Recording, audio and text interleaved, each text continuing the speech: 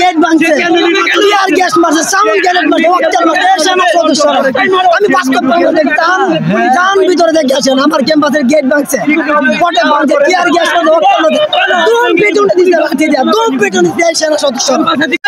5ই আগস্টের এবং জুলাই মাসের জুলাইয়ের গণহত্যার যে পূর্ব ইস্যু, সেখান থেকে কি আজকে আপনাদের এই অবস্থান নাকি আজকে আপনাদের পূর্ব যে শত্রুতা, পূর্ব যে আক্রোশ, সেই দিক থেকে আপনারা আজকে আমাদের বিরুদ্ধে অবস্থান করছেন?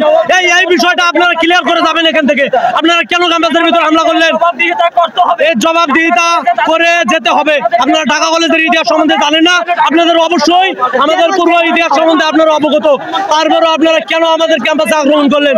এর একটা সুষ্ঠু এবং লিগ্যাল একটা জবাবদিহিতা করে আপনারা।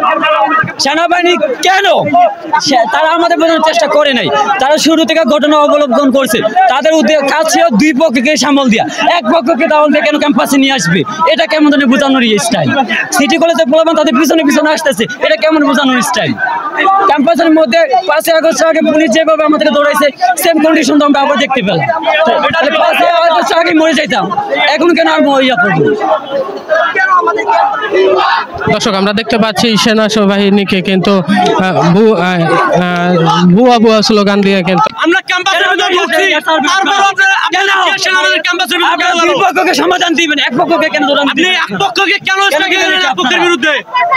এটা জবাবদিহিতা করে দিতে হবে আজকে আমাদেরকে। বাংলাদেশকে নিয়ে ছেলে খেলা করছে, সে কেন নির্বাচন দিতে রাজি? কেন গেট ভাঙছে, টিয়ার গ্যাস মারছে, সাউন্ড গ্রেনেড মারছে, ওয়াক্টার মারছে, সেনা সদস্যরা।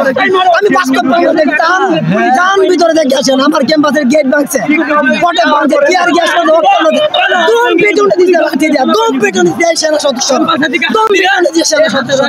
আমাদের কলেজে কোনো অনুষ্ঠান হলে পুরো দেশ চলে, সিটি কলেজে এত চলে।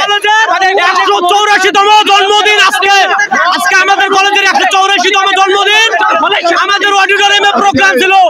প্রোগ্রাম শেষে যখন আমাদের ছাত্ররা কলেজ বাস করে সিটি কলেজ করে, তখন তারা বাড়ি ফিরে, তখন পূর্ব ইস্যুকে কেন্দ্র করে তারা আমাদের বাসকে ভেঙে দেয় এবং আমাদের কিছু শিক্ষার্থী ভাইকে তারা আটক করে নিয়ে তাদের ক্যাম্পাসে নিয়ে যায়। তার এত বড় দুঃসাহসিকতা কিভাবে দেখালো?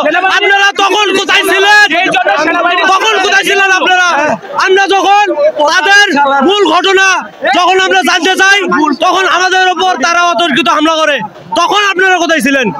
তারপরে যখন আমরা পাল্টা অবস্থান নিলাম, তখন আপনারা চলে আসলেন এবং আমাদের এক পক্ষে ঢাকা কলেজকে আপনারা চাষ করলেন। আপনাদের এই দুঃসাহসিকতা আপনারা কিভাবে দেখাতে পারলেন?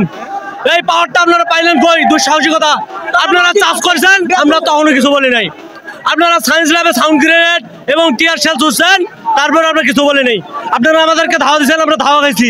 ধাওয়া খেয়ে ক্যাম্পাসের ভিতর অবস্থান করছি। আপনারা ক্যাম্পাসের ভিতর কেন টিয়ার শেল ছুড়লেন? কেন সাউন্ড গ্রেনেড ছুড়লেন?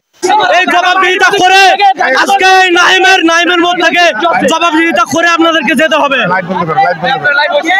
সেনাবাহিনী প্রতিষ্ঠা করার আগে ঢাকা কলেজ প্রতিষ্ঠান চলে এসেছে, ঢাকা কলেজ ঐতিহ্য আছে। আমাদের কোনো ফেস চলে সিটি কলেজ কেন উৎপাতে দেখে আমাদের কলেজ মারার জন্য?